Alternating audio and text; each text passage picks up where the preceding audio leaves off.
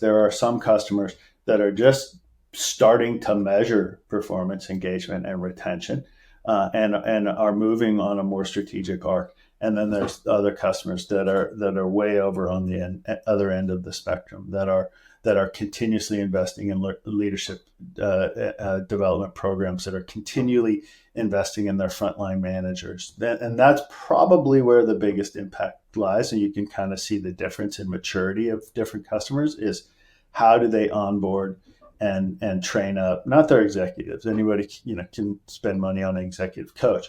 How do they scale those programs for their frontline leaders? Hi, I'm Rob Sadow, and you're listening to the Flex Perspectives podcast, where we interview the world's best thinkers, researchers, and operators on how to make flexible work work. Flex Perspectives is brought to you by Flex Index, the leading global data set for company-specific approaches to flexible work. Flex Index represents more than 9,000 companies, 65,000 office locations, and 100 million people. Today, my guest is Jim Morrisroe. Jim is the CEO at 15Five, the strategic HR software platform with more than 4,000 customers. In this episode, Jim shares the challenging personal journey that led him to 15Five. We also discuss specific areas where managers need to uplevel their skills to succeed in hybrid or remote organizations, and how people leaders can bring better business cases to support their investment priorities. If you enjoyed this podcast, please help us out by subscribing and giving us a rating. It helps us understand what episodes our listeners find most valuable and helps new listeners find the podcast. This episode of Flex Perspectives is brought to you by Office Benchmarks.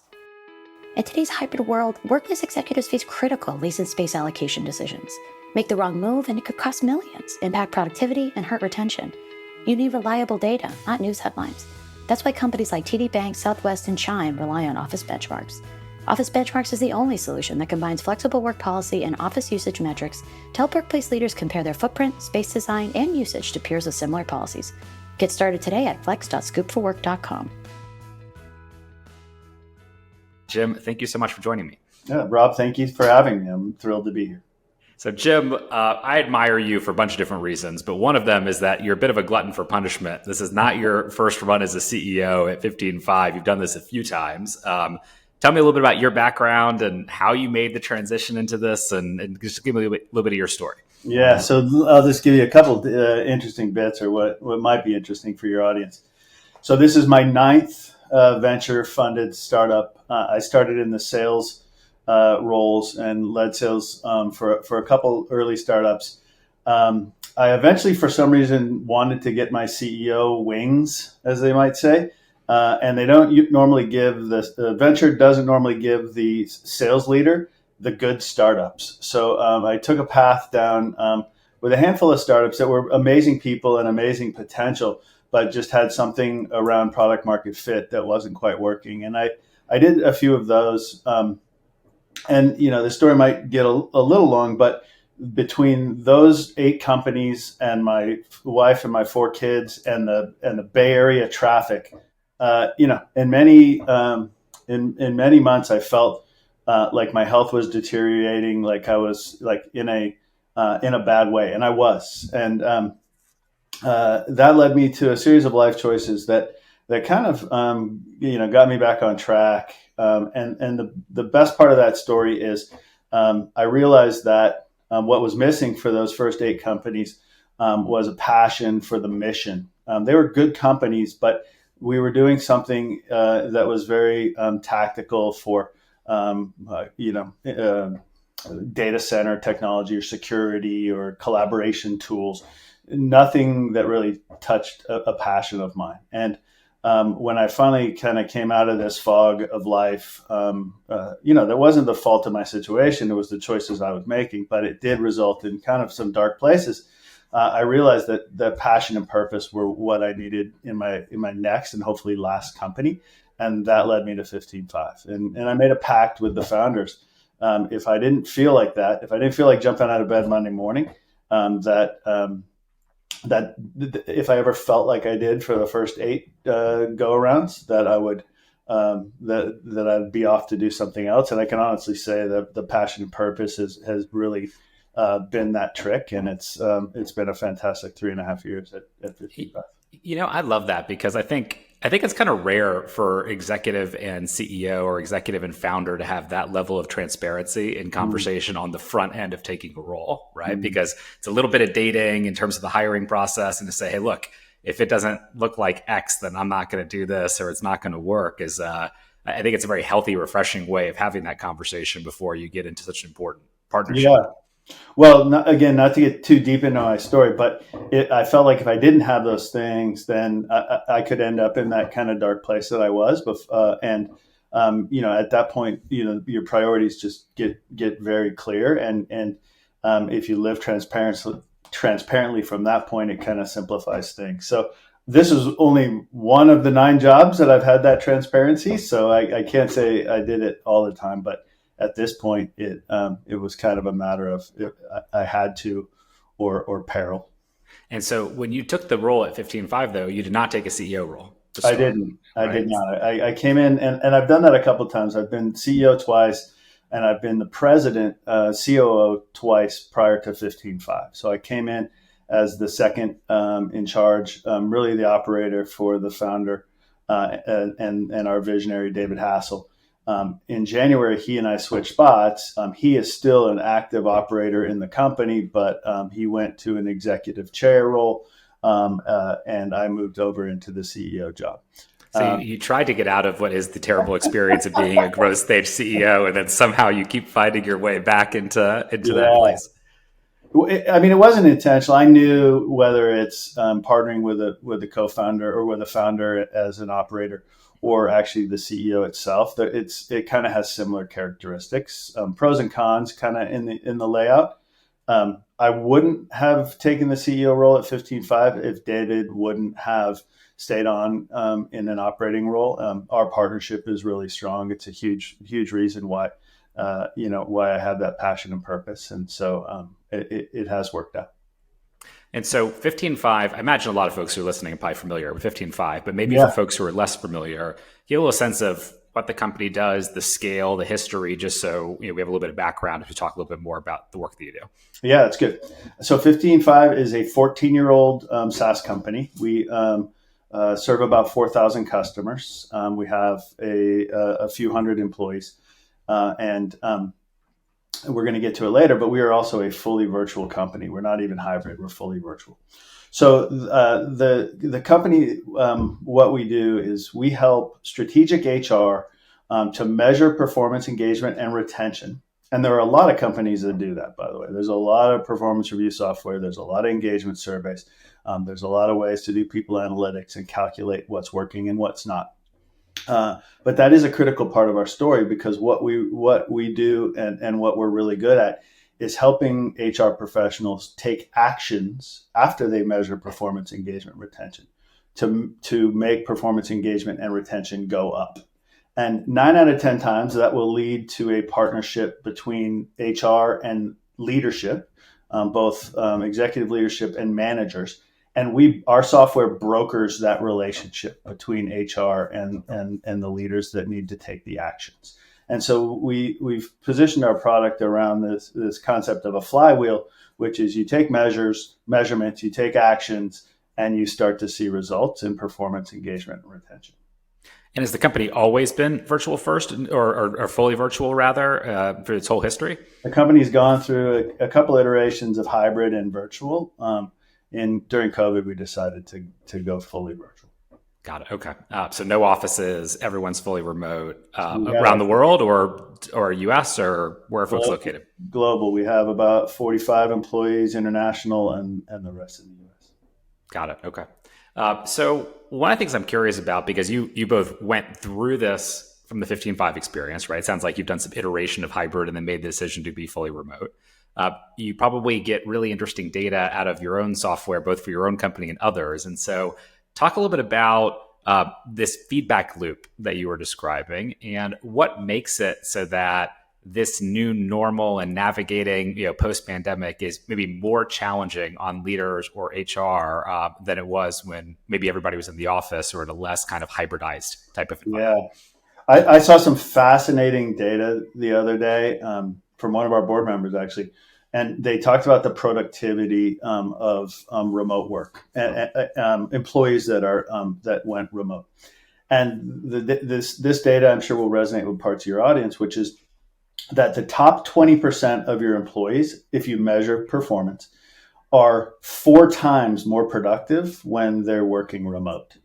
And by the way, this was software companies, so intellectual property creators, those types. So 4 times more productive for your top 20%. Your other 80% are 40% less productive in a remote first environment.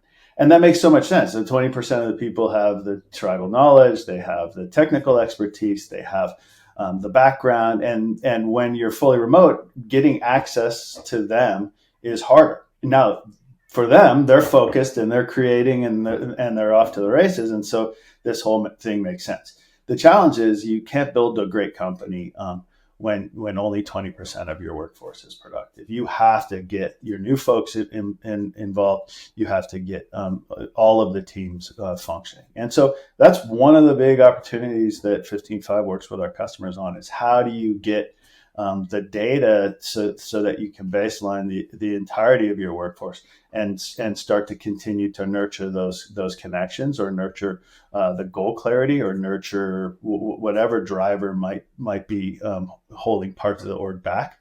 That's really what we do.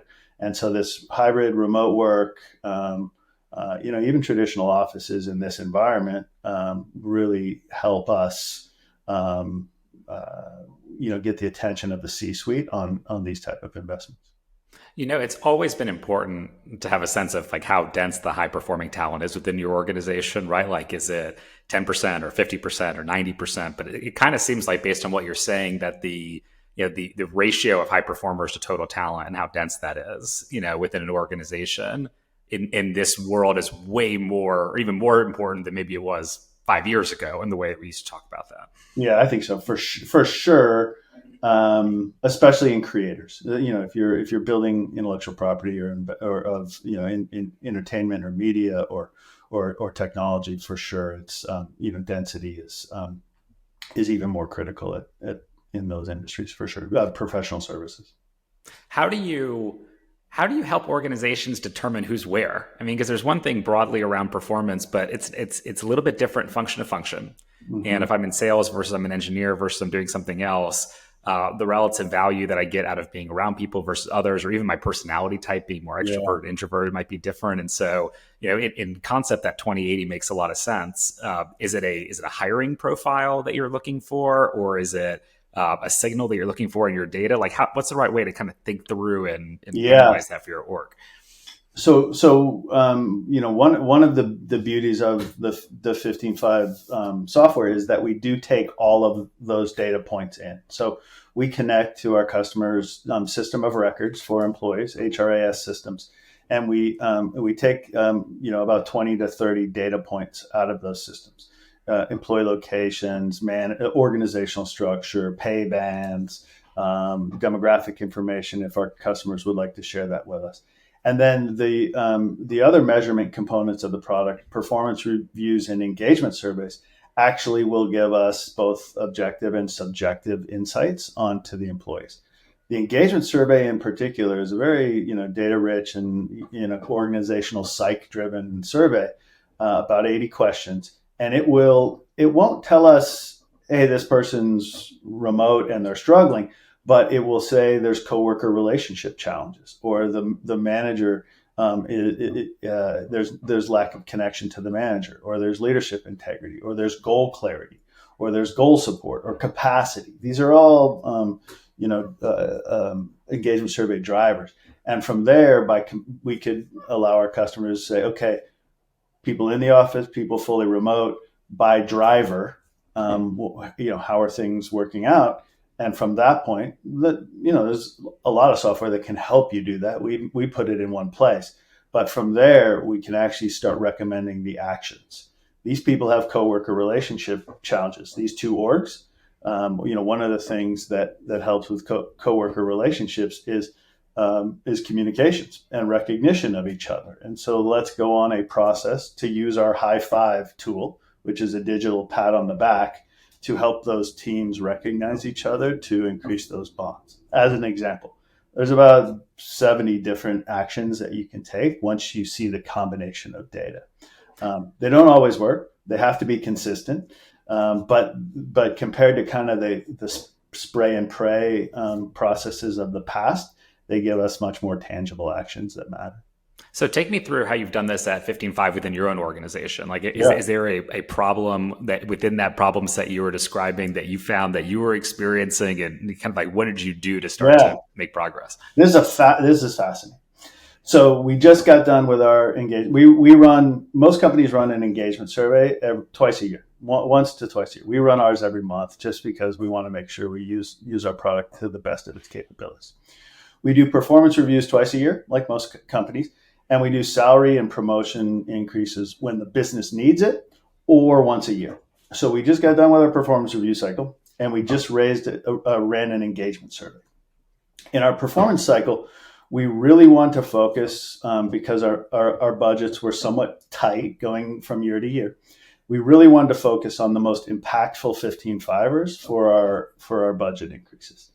And we did a pretty good job of that. We ran a calibration cycle. We looked at everybody against their pay bands, and we really had this pay for impact mindset that we communicated pretty well. The next engagement survey we ran, our fairness driver went through the floor. Like, not through the floor. We were still above our benchmark, but it went way down. And not where you wanted it to be. Yeah, not where we wanted. And that's natural. There could be a natural reaction. And I said, uh-oh, and talked to Jenny Yang, our CHRO, head of people. And I said, Jenny, is the combination of fairness impacting the people that received merit, or is it just the people that struggle to prove impact in this review cycle? And and you would have thought, okay, the people that got big raises felt great, and but the fairness was across the entire organization, because organizations talk, and we have a culture, that's deeply connected, and there's a bond. And so we really had to go back and reinforce through our managers that impact is available to everyone, and we want the whole organization to be rewarded for impact. But it's still a process for you to work with your manager to make sure what you're doing day to day is adding up to our KPIs. And that's not going to solve things overnight, but we were able to take immediate action that from a data set that wouldn't have been obvious at first glance. Have you found you have to focus on communication differently or more so in this world of being fully remote and the way you communicate through leadership versus where you were before? Well, the answer is yes. I've also found I personally, I get sick of hearing myself repeat things. At one point, we have a strategic shift to help our customers appreciate outcomes. We want them to really measure these performance, engagement, retention, and to be able to go, CHRO go to their CFO and say, this software made our business better. We call that whole thing outcomes. Other SaaS companies do the same thing. And at one point I changed my Slack handle from Jim Morrisroe to Jim Outcomes Morrisroe, because I was so sick of repeating myself. And so it is partly remote, but it's just the nature of kind of the modern workforce that, you have to say things a lot. You have to say it with the same energy each time, right? Yeah. By the way, you can't sound tired of saying it. Right. Yeah, exactly. By the way, I don't recommend changing your Slack handle. It didn't work. And I actually had a funny post that I sent to the company when I retired it, and I partly apologized for the cheekiness of it. Yeah. So it goes. You try different things, right? Some communication patterns work, and some are not so effective. Exactly.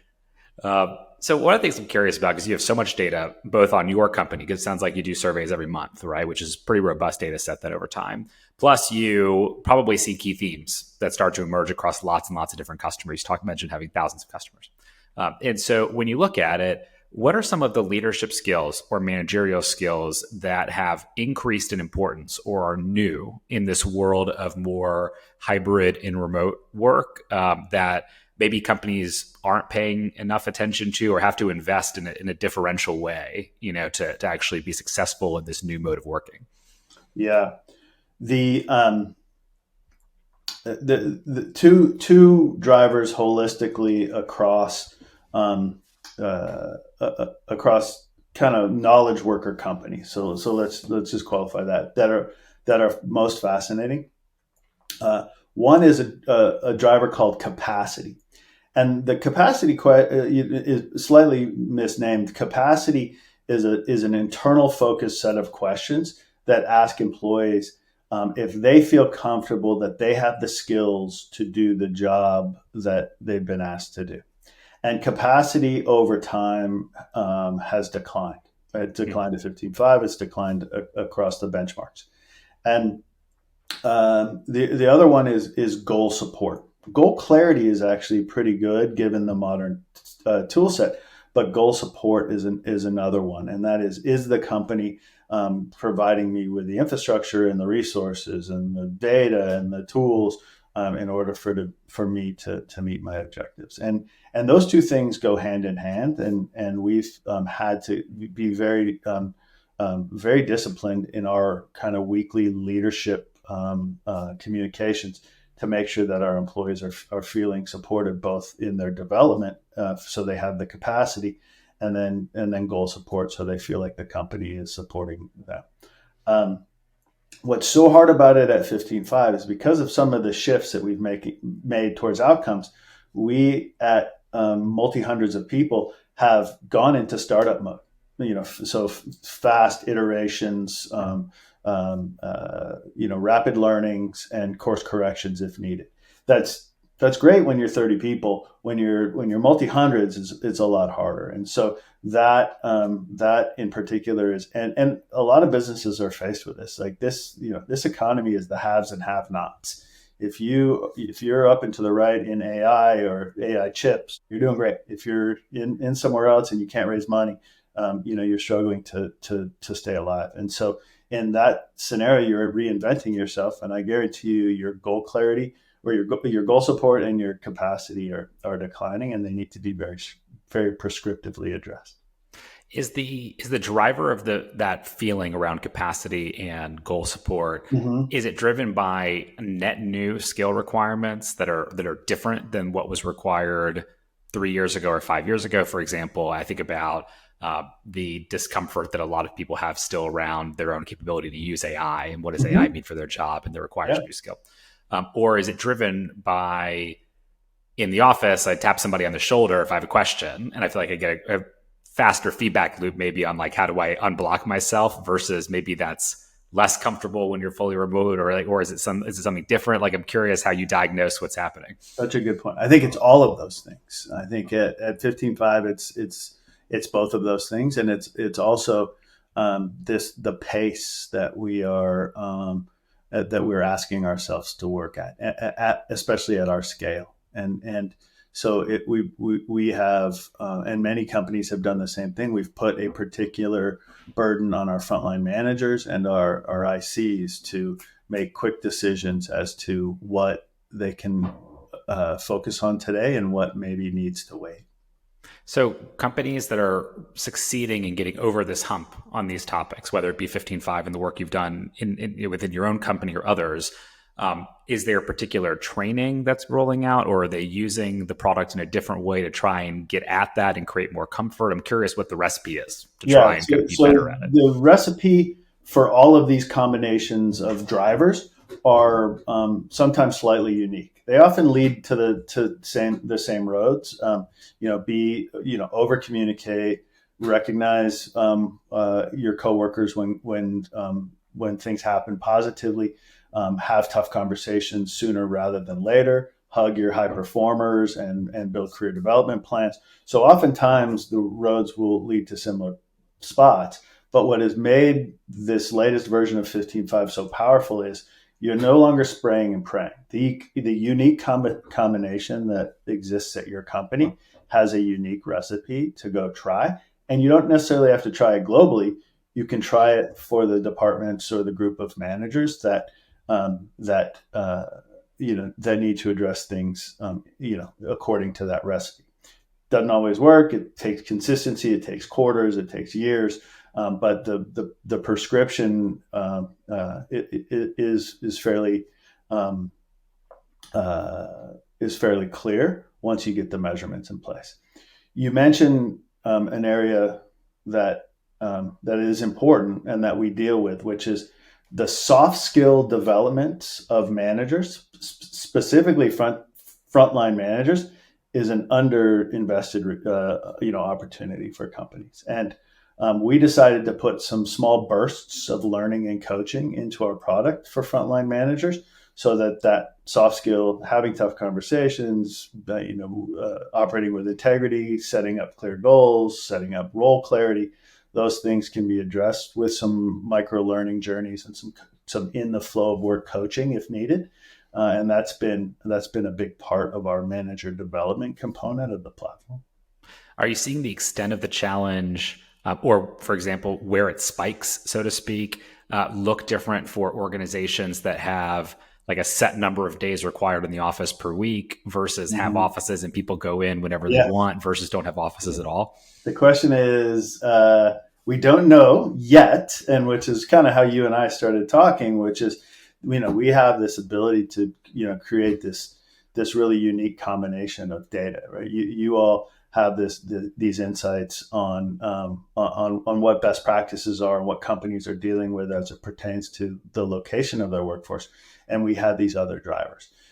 We to some extent know what our customers' situation is if we sync work location, if it's accurate from their employee system of record, but we've never fully correlated this data together. So as you know, there's a huge opportunity for us to kind of enrich each other's data with some of these insights.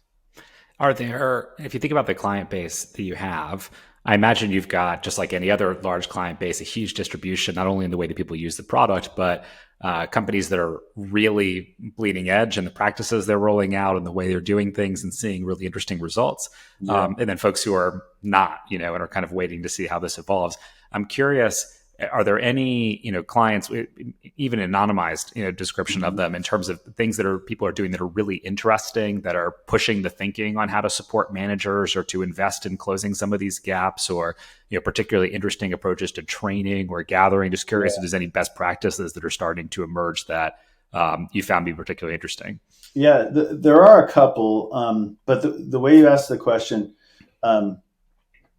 made me think of a few data points, which is that if you look at some of the larger HR peer organizations, SHRM is probably the best one. Or if you look at any of the analyst coverage, Sapient or Josh Bersin, and HR comes in very different flavors, and it's changed a lot over the years. And the big buckets that are usually driven by the CEO are my people programs strategic to my business, or do I believe my people programs are administrative to the business? And the fascinating thing, according to Bersin, is that in his data, only about 30% of organizations of any size see people programs and their HR teams as strategic to the business, which to me is just crazy in this environment, right?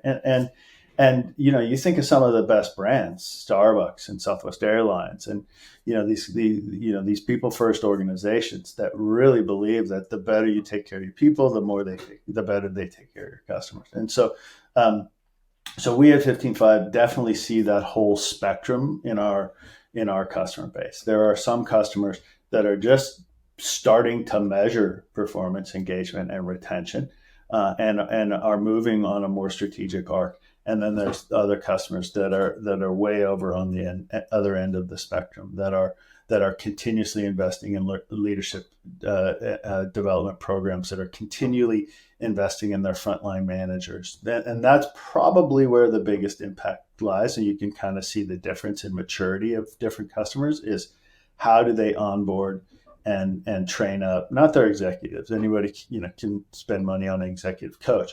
how do they scale those programs for their frontline leaders. Is it CEO driven, you find, in terms of like the CEO or even the board has a mindset? Or is it based on the people executive? Or is it something else in the fiber of the organization that kind of like leads toward kind of like a different posture on this topic?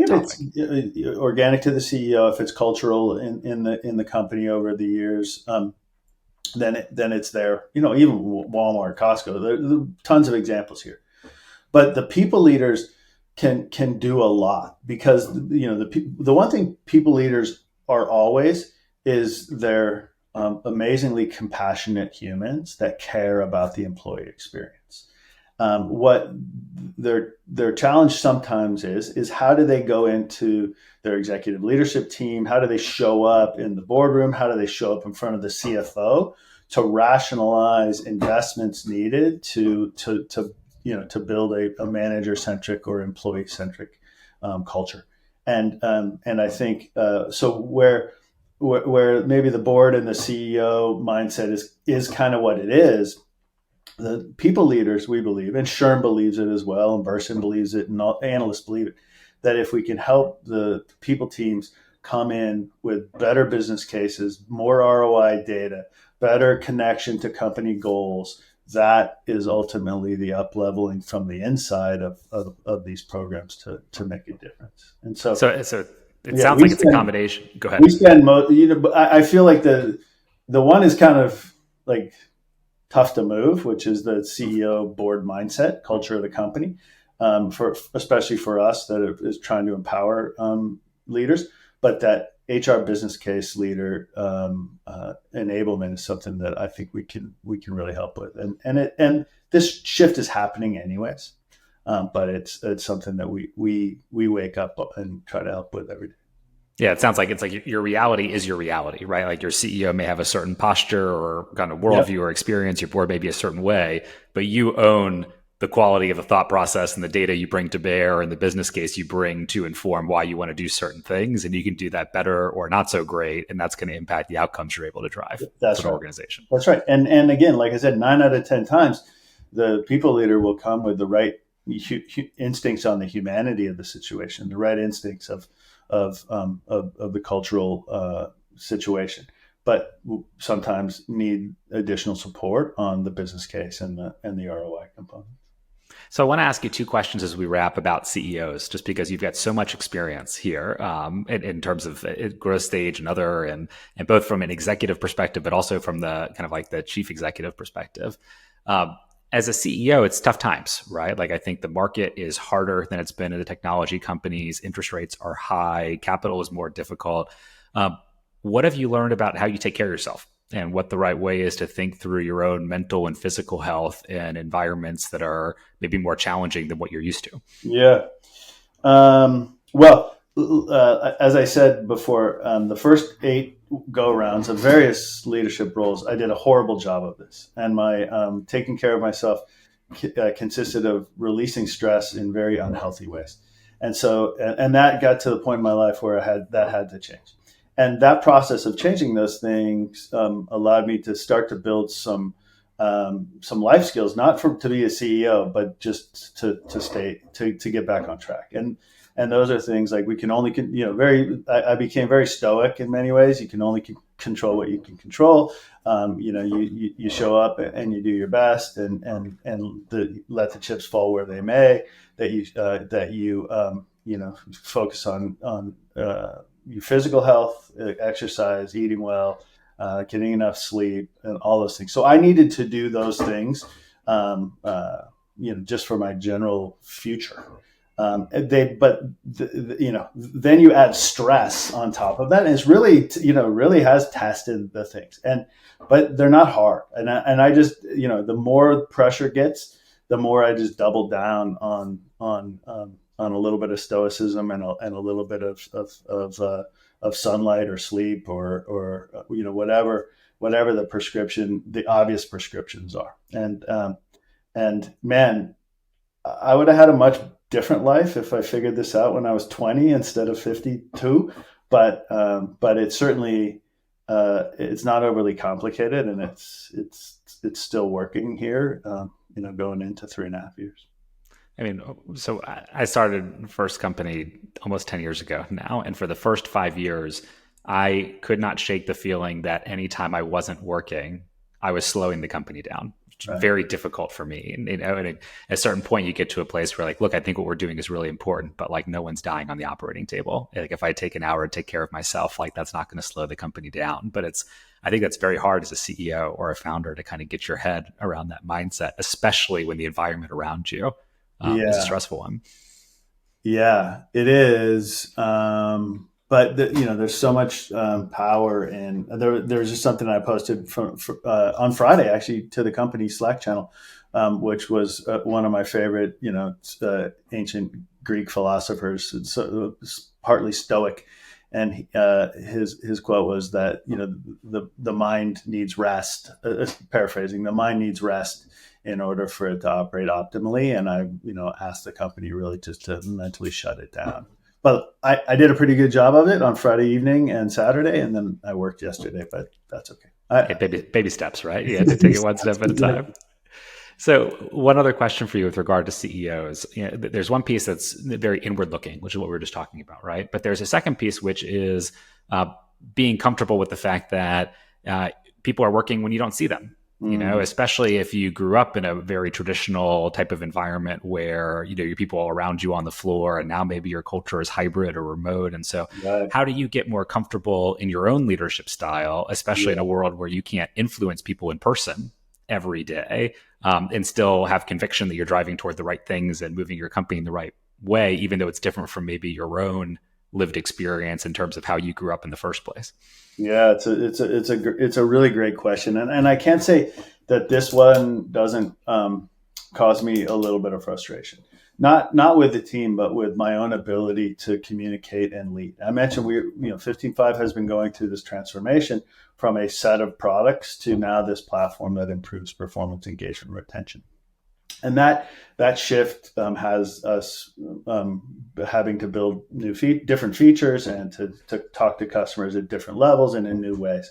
And that shift's important that it takes priority over our day jobs. And so what I've really had to reinforce is the why and the what and the background of this shift, and then let people find their own path, both from the hours they work on things to how they prioritize, but make it very clear that we're going to recognize and reward impact against our new KPIs.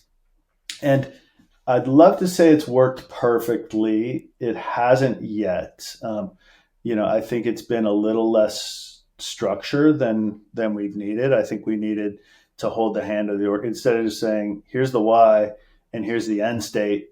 Y'all are adults, figure it out. That works great when you're talking in theory, but then Monday morning hits and the whirlwind starts coming at you, and now you got to prioritize at the ground level. And we've needed to continue to find better ways to help people do that. Which goes back again, I think, to manager and frontline manager enablement and the strength of that group. Yeah. And you can see it in our, we talked about our data so many times, but in our engagement survey, we've always had a very engaged executive leadership team. But our middle managers were struggling and our frontline managers were a little healthier. And we've now started to cascade that through the entire leadership team, not as engaged as our executives are, but improving. And that alone has created a better sense of prioritization at where the job gets done. One of the things that I learned along the way, I'm curious your reaction to this, was we used to, especially when Scoop was growing quickly as a company, we didn't do a good job at the cascade of information. And there were times where frontline managers would find out information at the same time that everyone found out information, and started to realize the problem that creates, because then, the individual contributor reaches out to manager, says, hey, how do I think about, and they're like, look, I just heard about this also for the first time. And as we started to get into manager level meetings on a regular basis with only managers and drip information to them first before the company. I found it to be a much more empowered level, but that was a mistake that we made early on that really impacted the effectiveness of that tier of leadership. That's a good one. And we've done something similar. We try to give a heads up to our leadership team anytime there's, even kind of minor changes underway. And I'll just add this one component. But we're also in this transition of from a small company to a big company. And in order ultimately for collections of people to stay unified, the group size can't get much more than 100, 150. There's a book, I'm forgetting the name of it now, but it's about human tribe scale. And so we've been trying to really let our functional leaders build their own tribe and become a tribe of tribes. But when you do that, you're now subject to their cascading communication styles and skills, and you find pockets of the organization with different levels. So we still are trying to build the personas and the personalities of our executives, but we've kind of stopped distributing the communication and went back to something a little bit more centralized. Which makes a lot of sense. I understand. It won't make sense 2 years from now, but right now we'll worry about 2 years later. Well, that's part of the fascinating part of the journey, right? Is like you have to almost keep reinventing by definition what makes sense relative to scale and where you're at. And the moment you stop trying, the organization's in a lot of trouble. That's right. And listen, by the way, that's what also makes it fun for me. I think that's what makes it fun for you. This is why we kind of work in these size companies. Yeah, absolutely. Any other parting thoughts if you're thinking about people leaders who may be listening or CEOs that want to learn from your experience? Anything else we haven't touched on that you feel is particularly important related to these topics? I mean, I think without putting it in my username like I did with the company, I think I could run the risk of kind of just being repetitive. But the connection between engagement, performance, and retention is very real. The through line between executive leaders and their frontline managers is a powerful tool that can be brokered. These don't have to be boil the ocean solutions. They can be very pragmatic at different parts of the organization. And if anybody's looking for a partner to help them with that, it's certainly us. But there are other ways to do this even without us as well. And for folks that are interested in learning more, either about you personally or where you write or share information or about 15Five, where would you send them? Yeah, my LinkedIn, of course, Jim Morrisroe on LinkedIn, and I'm pretty responsive there. And then 15five.com for anybody that wants more information about us.